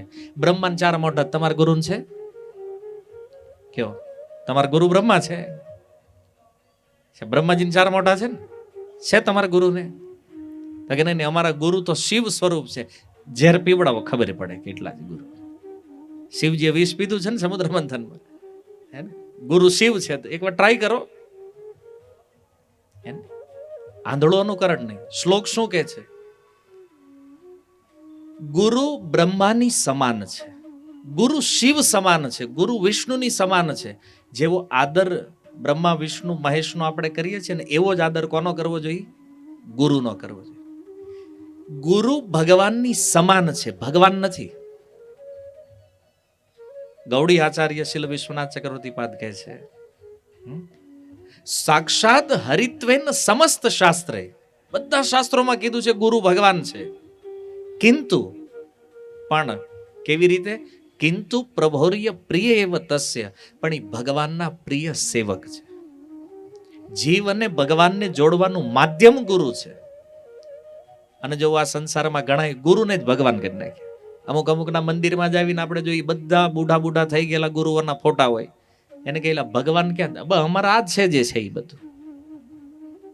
મૂર્ખતા, બીજું કાંઈ નથી. જો મહાભારત અને અનેક શાસ્ત્રોની અંદર એ શ્લોકો છે ગુરુનો ત્યાગ ક્યારે કરાય? જ્યારે એ શાસ્ત્રના માર્ગને છોડી અને કોઈ બીજા માર્ગનું અનુશીલન કરતા હોય તો આવા ગુરુઓનો તત્કાલ ત્યાગ કરવો જોઈએ. શાસ્ત્ર ભગવાનની વાણી છે અને એ ભગવાનની વાણીથી જો કોઈ વિપરીત ઉપદેશ કરતા હોય તો આવા ગુરુઓનો તત્કાલ ત્યાગ કરવો જોઈએ, મહાભારત કહે છે. પણ આપણે બધા એવા ફસાણેલા છીએ, પહેલેથી મનમાં કોઈકે ઠસાવી દીધું ગુરુ બદલાય નહીં. એક ડોશીમાને પૂછ્યું એકવાર, સૌરાષ્ટ્રમાં કથા હતી, એ કે તમે કયો એ વાતો બધી હાજી પણ ગુરુ બદલાય નહીં કોઈ દી. કોણે કીધું? મેં કીધું. અને વાંધો હું જ બદલવામાં? ખોટા પકડાઈ ગયા હોય તો પછી સાચું પકડાય, એમાં વાંધો શું છે? બાપ બદલો ગણાય. માડી તો માડી હતા બ્રહ્મજ્ઞાની. મને કે બાપ બદલ્યો ને ગુરુ બદલ્યો બે એક છે. તો મેં કીધું પેલા હાચા બાપને પકડો જ ખરા, પછી ન બદલતા. આ પકડી જ લીધું ખોટું ને પાછ કે બદલાય નહીં આને. પેલા હાચા બાપને ઓળખો કોણ છે, જેનું વાક્ય ક્યારેય વેદ વિરુદ્ધ ન હોય, જેનું વાક્ય ક્યારેય શાસ્ત્ર વિપરીત ન હોય. આ ગુરુ ગુરુ છે. જો ગુરુ કોણ છે એના લક્ષણ પણ શાસ્ત્રોમાં છે. સૌથી પહેલો ક્રાઇટેરિયા ગુરુનો છે જે ભગવાનનો ભક્ત હોય, જે ભગવાન કૃષ્ણને તત્વથી જાણતો હોય. કારણ કે એ જાણે તો જ શિષ્યને જણાવીએ કે ને. ગુરુને જ ખબર ન હોય ભગવાન કોણ છે, કોઈ જઈને પૂછે ગુરુજી બતાવો ભગવાન કોણ, ગમે ને માનો એ કે જે માનો એ બધું એક જ છે. આવા ફાલતુ ઉપદેશો જે કરે છે ને ગુરુ ગુરુ નથી, તમારા જીવનને અલગ દિશામાં લઈ જઈ રહ્યા છે. અસલી તથ્યને જે પુરવાર કરે છે,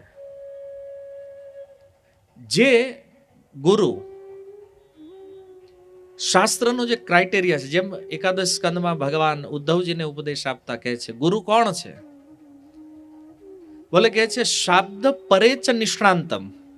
જે શબ્દ, શબ્દ માને શાસ્ત્ર, સિદ્ધાંતમાં જે નિપુણ છે, અને પરનો અર્થ છે ઈશ્વર. જે શાસ્ત્રમાં એક્સપર્ટ હોય અને અનુભૂતિ પ્રાપ્ત થયેલું વ્યક્તિત્વ હોય, આ જગતમાં ગુરુ છે.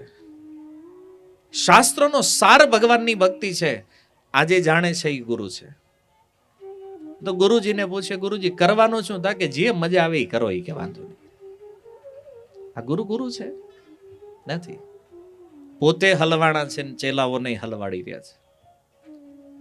આવા પાખંડથી સાવધાન રહેવું જોઈએ.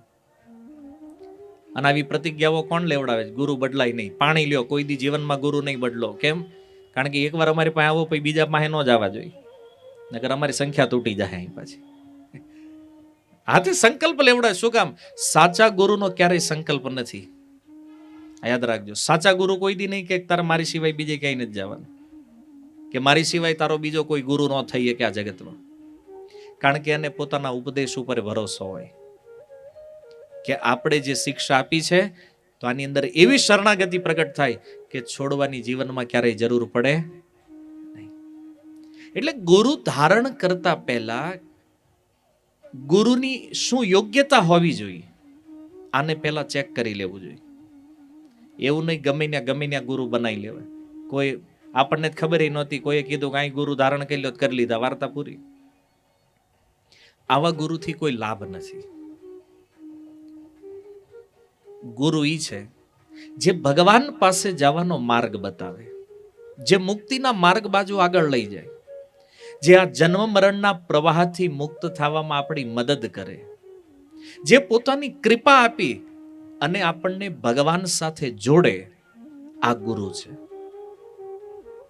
જે ભગવાનથી દૂર લઈ જાય, આ ગુરુ છે. ઘણી વાર તો અમે જ્યારે આ ગીતા વિતરણમાં નીકળતા હોઈએ, ડોર ટુ ડોર જ્યારે લોકોના ઘરે જાય ને, એટલે ઘણા ને કહે કે આ ભગવદ્ ગીતા લ્યો ને, અમારા ગુરુજીએ ના પાડી છે. ગુરુજીએ લખ્યું છે ને એની સિવાય બીજું કઈ વાંચવાનું જ નહીં. આ બીજું છે ગીતા? તારા ગુરુમાં જે ઉતર્યું છે ને આ ગીતાથી આવ્યું છે. ગીતા વાંચવાની ના પડે, ભાગવત વાંચવાની ના પડે. કેમ? અમારા ચોપડા વાંચો. તો એ તો તમે અમારા બનેલા રહો કસ્ટમર જ થઈ ગયા ને એના ધંધાના. જે વૈદિક સનાતન ધર્મથી વિપરીત હાલતા હોય ને, આ કોઈ ગુરુ આ જગતમાં ગુરુ નથી. જો ગુરુનું કર્તવ્ય છે ભગવાનની ઓળખ કરાવવી. આજે કુંતી મહારાણી ભારત વર્ષની એક સ્ત્રી, જો જેની સ્તુતિ ભાગવતમાં સૌથી પહેલી રાખવામાં આવી છે, આ કુંતી મહારાણી કૃષ્ણને પ્રાર્થના, નમસ્ય, પ્રણામ કરે અને કહે છે ત્વમ આદ્યમ પુરુષમ, તમે આદિ પુરુષ નારાયણ ભગવાન છો. અને હજારો હજારો ઋષિ મુનિઓ એને સ્વીકાર કરે છે. તો વિચારવાનું એ છે કે વિવાદ કોઈ પણ હોય જગતની અંદર, પણ નિર્વિવાદ સત્ય એ છે કે કૃષ્ણથી પરે કોઈ તત્વનું અસ્તિત્વ છે નહીં. લોકો ભલે સંસારમાં કહેતો કે અમારા ભગવાન કૃષ્ણથી ઉપર છે ને, અમારા આ દેવતા કૃષ્ણથી ઉપર છે ને, એ તમે મનમાં માનીને ખુશ રહ્યો. પણ વેદ ભગવાન કહે છે કે આનાથી પરે કોઈ બ્રહ્મ નથી. કીધું કૃષિર ભૂ વાચક અણસ્ય નિવૃત્તિ વાચક તયોર એક્ય પરબ્રહ્મ કૃષ્ણ ઇતિ વિધીયતે. આ વેદ કહે છે. તો આપણે કોની વાત માનવી છે? વેદની વાત માનવી છે કે આજકાલના કહેવાતા એ પાખંડીઓની વાતમાં આવવું છે? એ તો તમારે નક્કી કરવાનું છે. પણ લોકોમાં વિવાદનો કોઈ અંત નથી. જો અમુક અમુક એવા પ્રશ્નોને લઈને બેહે એ કે બીજ પહેલા આવ્યું કે વૃક્ષ પહેલા આવ્યું. આમ ભણતા હતા ત્યારે તો આમ એવું લાગતું ભાઈ ક્લાસમાં કોઈ નાની એવી કમણી મરઘી પહેલા આવી કે ઈંડું પહેલા આવ્યું છે. તો ઘણી વાર લોકો કે આનો કોઈ ઉત્તર નથી. એનો ઉત્તર છે ભગવદ્ ગીતા. ભગવાન કૃષ્ણ કહે છે અહમ બીજ પ્રદહ પિતા. હે અર્જુન, આ પ્રકૃતિને બીજ પ્રદાન કરવા વાળો પિતા જે છે એ હું છું. અને એટલા માટે આ જગતમાં બીજ પહેલા આવે, વૃક્ષ પછી આવ્યું છે. ઈંડું પહેલા આવે, મરઘી પછી આવે છે. શાસ્ત્રમાં બધું જ છે. તો એવી રીતે ભગવાન કે બીજમ મામ સર્વભૂતાનામ વિદ્ધિ પાર્થ સનાતનમ. હે પાર્થ, આ જીવોનું સનાતન બીજ મારાથી આવ્યું છે. અહમ બીજ પ્રદ પિતા. આ બીજ પ્રદાન કરનાર પિતા હું છું. કોઈ માને કે નહીં માને એ કોઈ મેટર નથી, પણ બધાના પરમ પિતા ભગવાન કૃષ્ણ છે. અને એટલે આદિ શંકરાચાર્ય ભગવાનને કહેવું પડ્યું ભજ ગોવિંદમ ભજ ગોવિંદમ ગોવિંદમ ભજ મૂઢ મતે. કોઈ એક આદિ શંકરાચાર્ય ભગવાન નીકળ્યા તો એક વ્યક્તિ વ્યાકરણ વાંચતો, 65 વર્ષની ઉંમરે 65 થઈ ગયેલા અને વેદાંતનો અભ્યાસ. તો શંકરાચાર્ય ભગવાનને પૂછ્યું આ શું કરે છે? બોલે વેદાંત વાંચું છે. કે આ ઉંમરે? અને એના મુખેથી આ સ્તોત્ર નીકળ્યું, હે ને, ભજ ગોવિંદમ ગોવિંદમ ભજ મોઢ મતે. એ કે આ વેદાંત વાંચવાની ઉંમર નથી, આ ગોવિંદનું ભજન કરવાની ઉંમર છે. એટલું પ્રસિદ્ધ સ્તોત્ર છે. અને જે પ્રશ્ન છે કે ભગવાન કોણ છે, અચ્છા અન્ય ધર્મોમાં પણ તમે જુઓ, ક્રિશ્ચિયન ધર્મમાં જુઓ, ઈસુ જીસસ જેને ક્રિશ્ચિયનો માને છે, તો એણે પણ કીધું કે હું ભગવાનનો પુત્ર છું. ક્રિશ્ચિયન જગત આ વાત સ્વીકારે છે.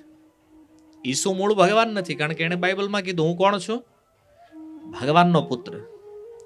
કુરાન તમે વાંચો તો પૈગંબરે કીધું નથી હું ભગવાન છું. પૈગંબર કહે છે હું કોણ છું? હું એ અલ્લાહનો દૂત છું, એનો મેસેજ આપવા તમને આવ્યો છું અહીંયા. તો મૂળ પ્રશ્ન ઉભો રહેશે ને તો ભગવાન છે કોણ? પણ આપણું વૈદિક શાસ્ત્ર ક્લિયર કરે છે કે એ ભગવાન કોણ છે? કૃષ્ણ છે. કૃષ્ણસ્તુ ભગવાન સ્વયં. એ મૂળ રૂપ જે ભગવાનનું છે એ કૃષ્ણ છે. જો ભારત વર્ષમાં એક બીજી પણ માન્યતા છે. લોકો માને છે કે આ બધું શક્તિથી ઉત્પન્ન થયું છે. આપણે ઘણી વાર કે કૃષ્ણનું ભજન કરો ને, કૃષ્ણ તે શક્તિથી પ્રગટ થયા છે. જો આદિ શક્તિથી બધું ઉત્પન્ન થયું છે, આ સિદ્ધાંતમાં થોડી સમજણનો અભાવ છે. પ્રકૃતિ જે છે એ ભગવાનની શક્તિ છે, પણ શક્તિ હંમેશા શક્તિમાનને અધીન હોય. આપણી અંદર જે શક્તિ છે ને, તો એનો કંટ્રોલ આપણા હાથમાં છે. માની લો તમારી અંદર શક્તિ છે, તમારી બાજુમાં બેઠા તને એક લાફો મારો તમે એને, એટલે બાજુવાળો પૂછે કેમ માર્યું ભાઈ? ખબર નહીં, શક્તિએ ઓટોમેટિક હાથ ઉઠાવીને ગાલે અડાડી દીધો, મને ખબર નથી. એમ હાલે નહીં.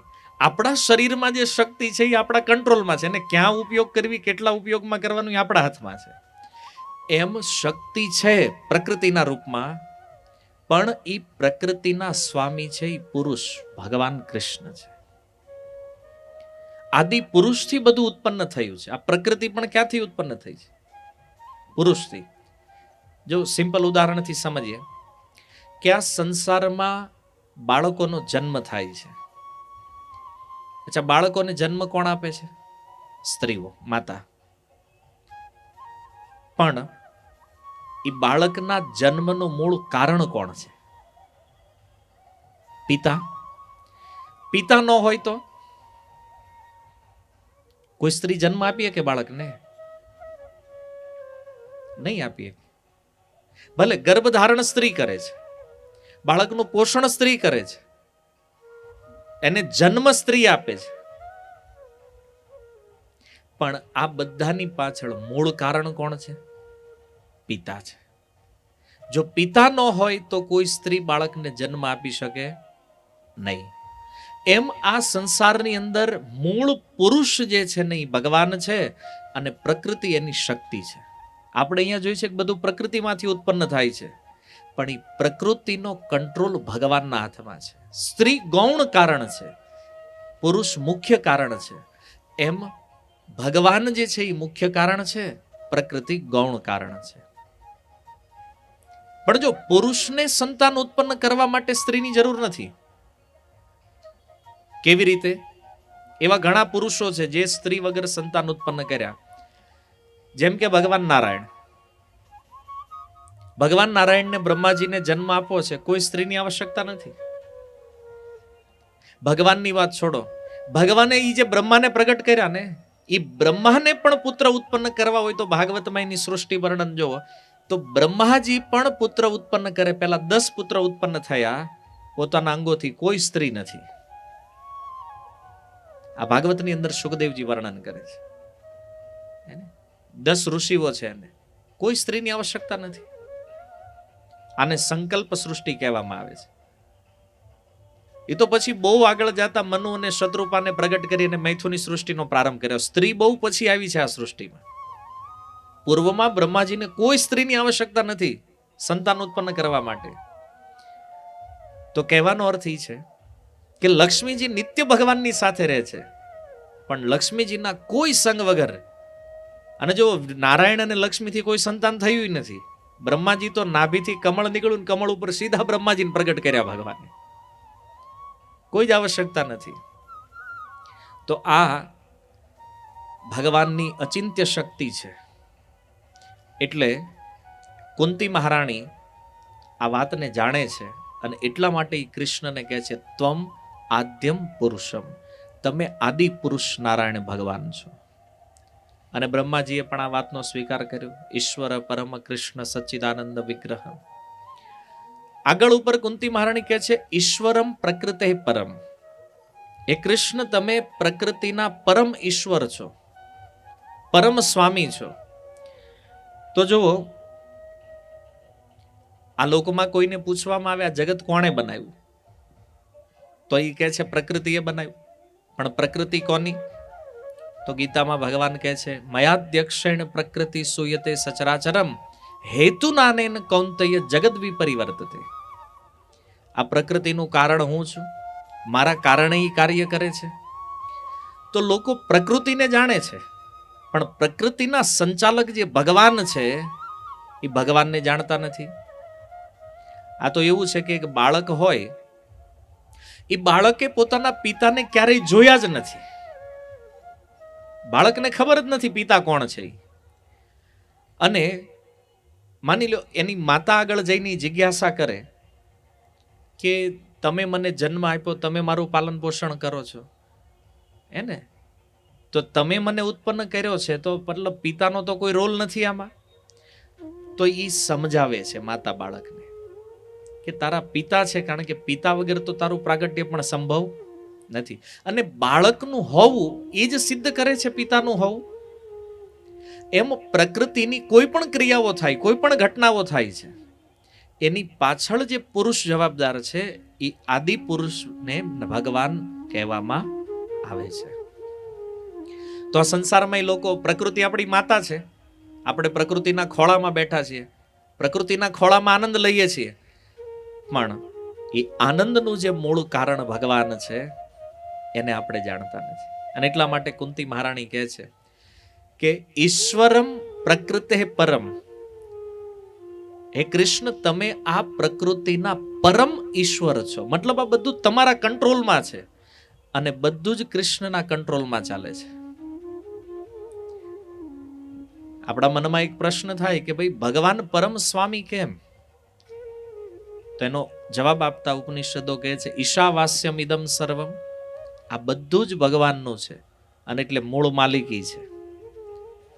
આપણી પાસે આપણી બધી વસ્તુઓ છે ને, આપણે એના માલિક માનીએ છીએ, પણ આપણે મૂળ માલિક છીએ નહીં.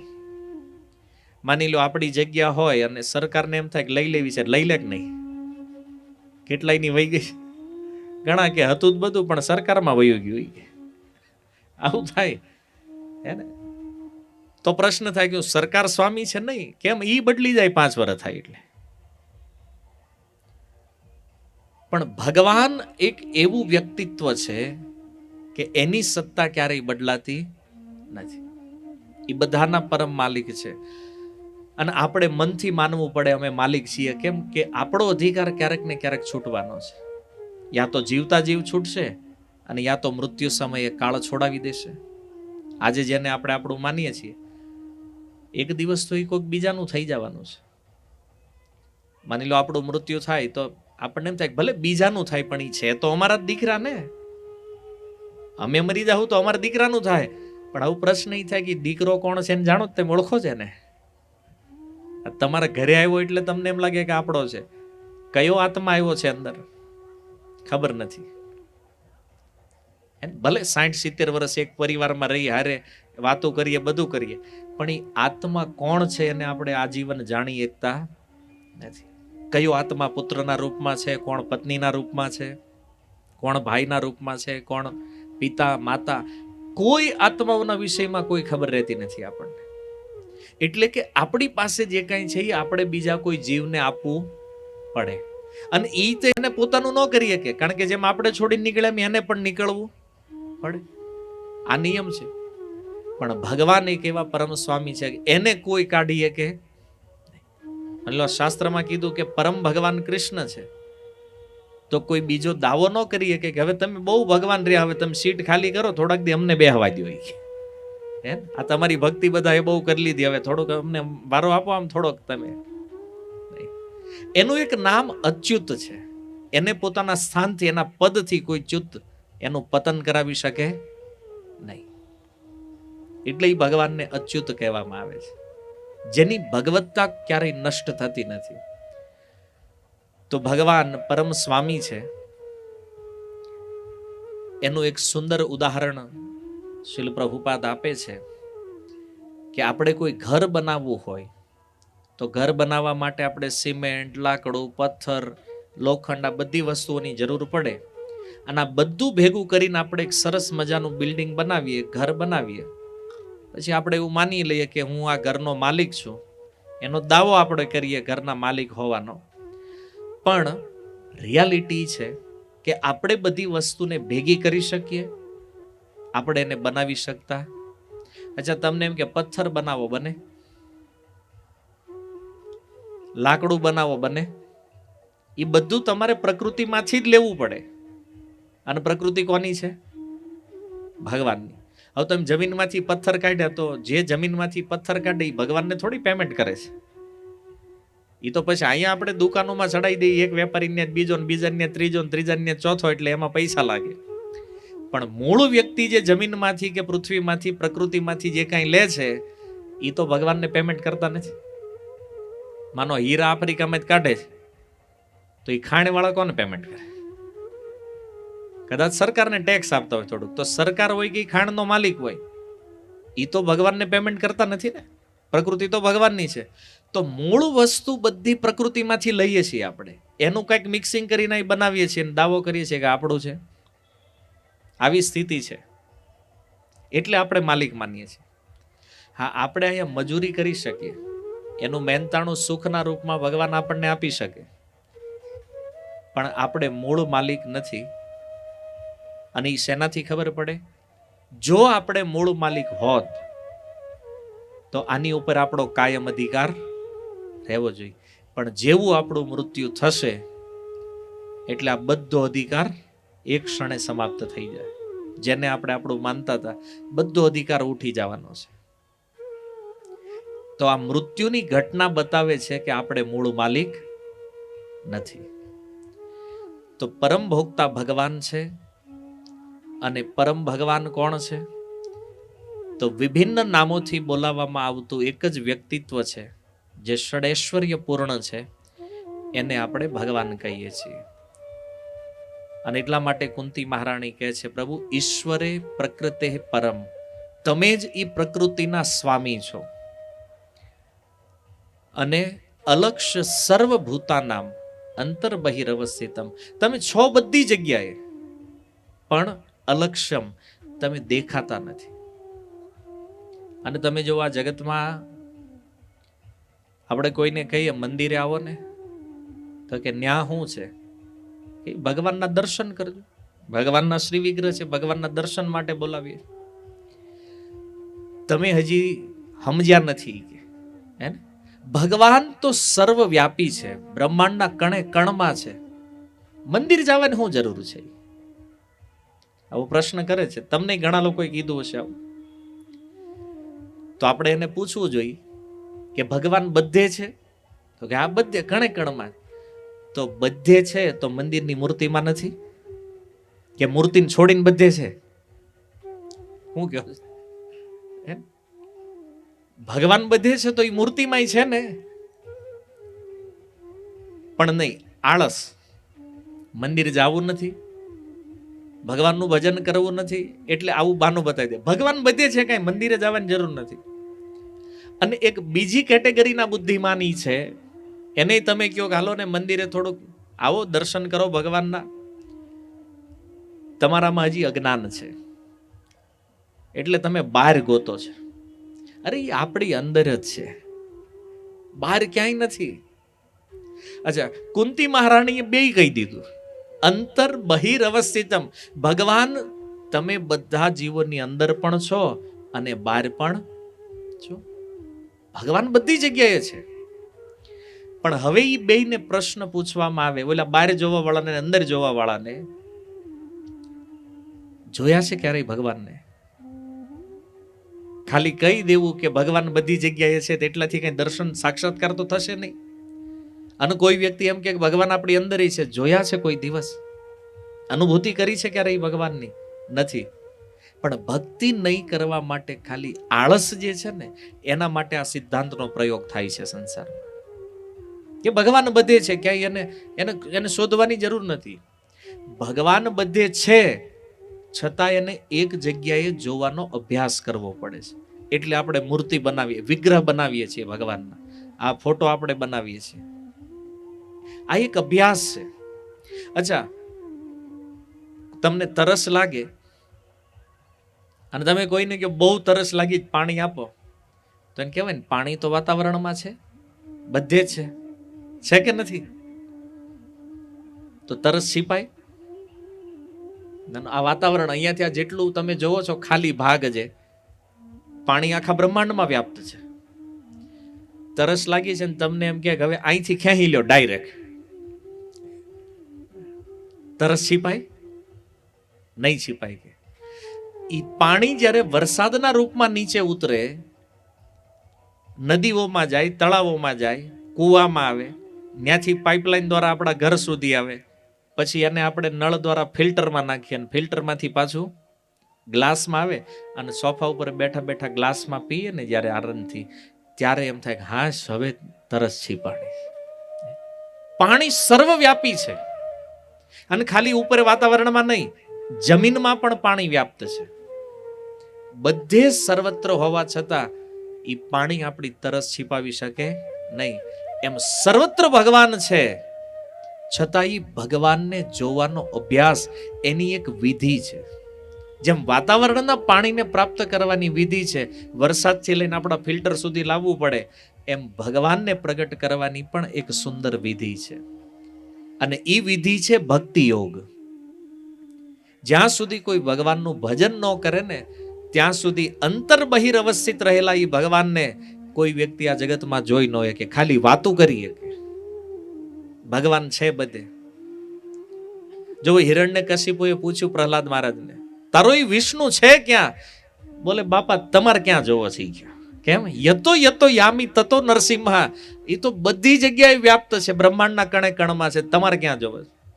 તો કે બધે છે. એમ આ થાંભલામ છે એમાંય છે, આખા બ્રહ્માંડમાં હોય ત્યાં હોય જ નહીં. હિરણ્યકશિપુ કે મને કેમ દેખાતો નથી? બોલે બાપા એ તમારે જેવા ન દેખાય. એમ એના માટે યોગ્યતા જોઈ. ભગવાનને જોવાની એક યોગ્યતા છે અને એ છે ભક્તિ, પ્રેમ. કીધું ને પ્રેમાંજન છુરિત ભક્તિ વિલોચને. એ જો પ્રેમ હોય ને તો કણે કણમાં ભગવાનને પ્રગટ કરાવીએ કે એ પ્રેમ.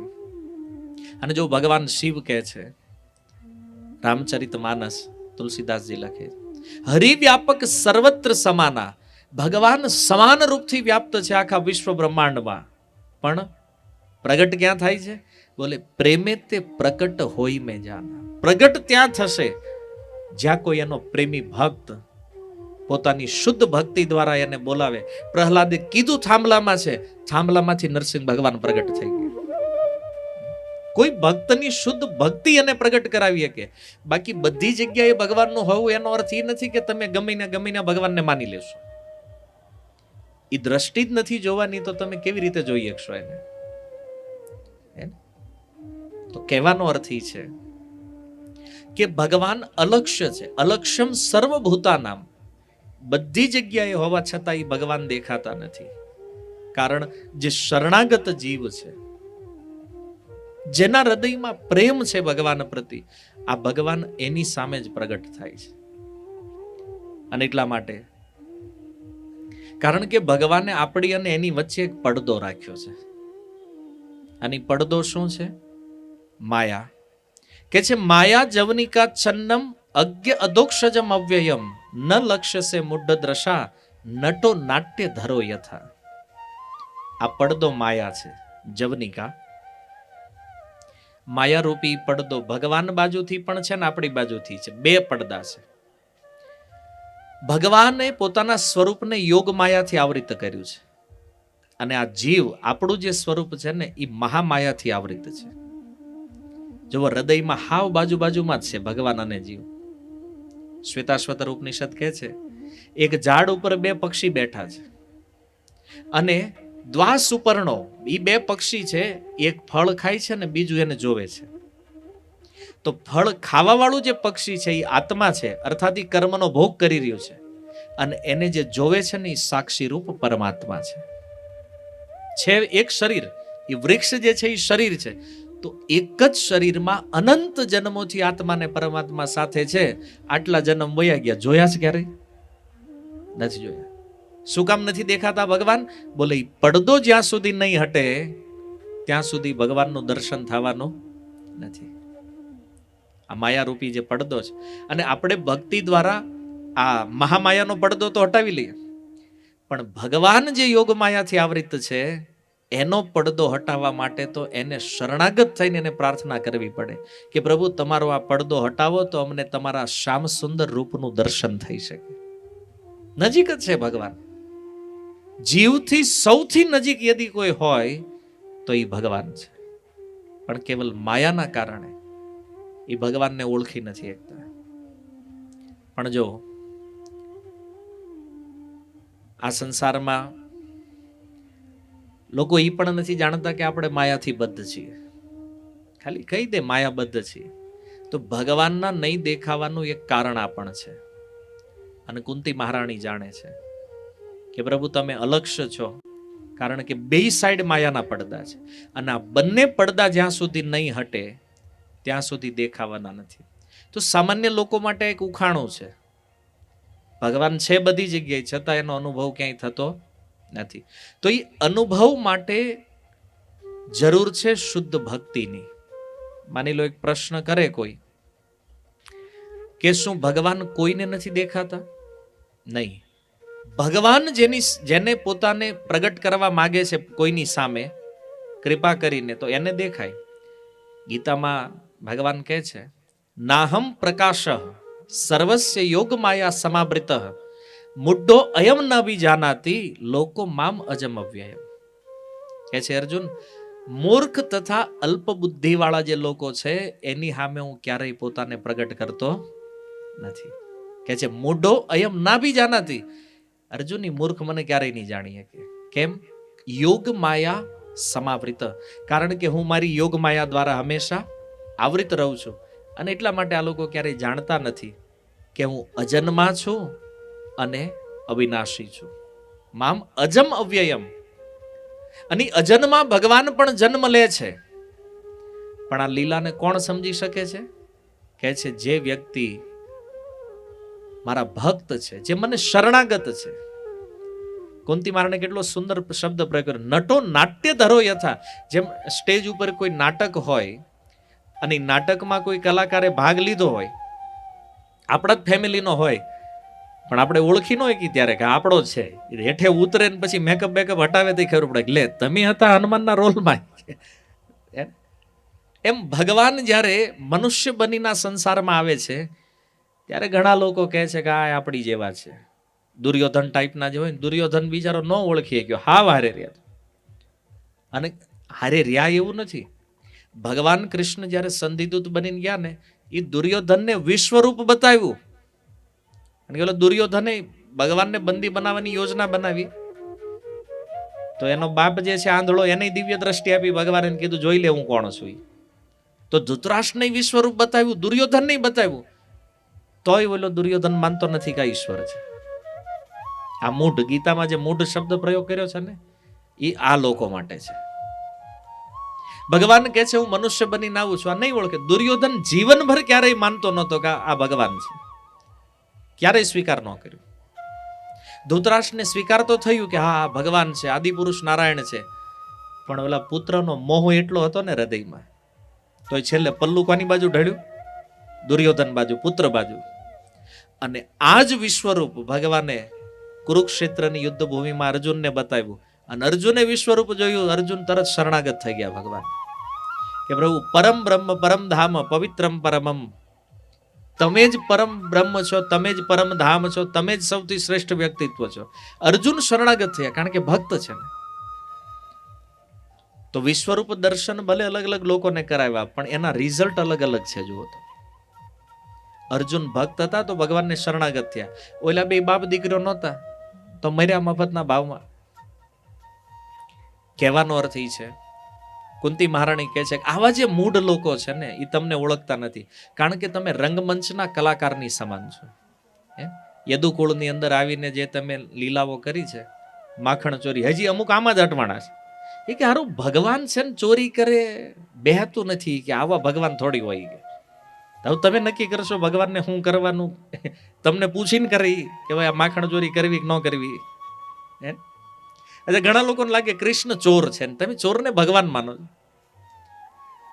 તો આપણે એને પહેલા પૂછો ચોરી કોને કહેવાય?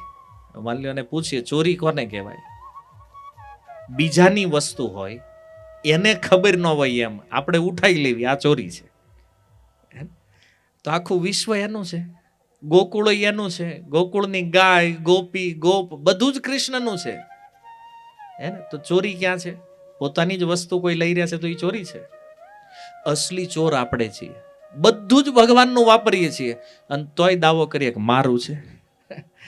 ભગવાન કે કાંઈ વાંધો નહીં બેટા, મારું મારું કરીને તું મરવાનો છો, ચિંતા કરે ભાઈ. હે એમ કોઈ પિતા બાળકને રમકડા આપી દે, પછી બાળક એમ માને કે રમકડું મારું છે. હવે હકીકતમાં એ રમકડાનો અસલી માલિક કોણ છે? પિતા છે ને, પેમેન્ટ એણે કર્યું છે. બાળકને તો રમવા આપ્યું ખાલી, અને બાળકે માન્યું કે નહીં આ ગાડી મારી, એ માની લે. એમ આપણને આ વિશ્વ ભગવાનને કૃપા કરીને આપ્યું, અને આપણે એમ માનવા માંડ્યા કે આ મારું છે. આટલી જ સમસ્યા છે, બીજું કાંઈ નથી.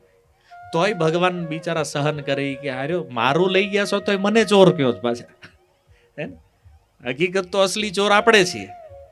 બધું જ પ્રકૃતિમાંથી, આપણે કાંઈ ઉત્પન્ન કરી શકીએ એમ નથી. આ શરીર પણ આપણને પ્રકૃતિ આપ્યું છે.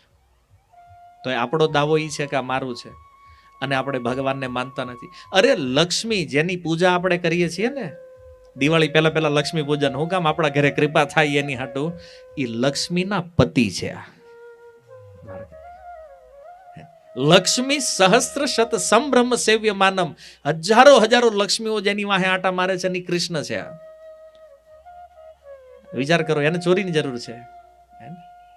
ઈચ્છા કરી સંકલ્પ દ્વારકાનું નિર્માણ કરવું છે. સોનાની દ્વારકા જેણે આજ ગુજરાતમાં પ્રગટ કરી છે, આજથી 5000 વર્ષ પૂર્વ. આ ભગવાનને કોઈ જરૂર છે ચોરીની? નથી. પણ છતાં તમે એક વાત સમજી શકો કે કુંતી મહારાણી જે કહે છે કે માયા જ્યારે કોઈની ઉપર, મહામાયાનો પડદો જ્યારે બરાબર લાગી ગયો હોય ને, તો આવા લોકો નથી ભગવાનને સમજી શકતા. તો વિચાર કરો કે એની લીલા કેમ સમજમાં આવે.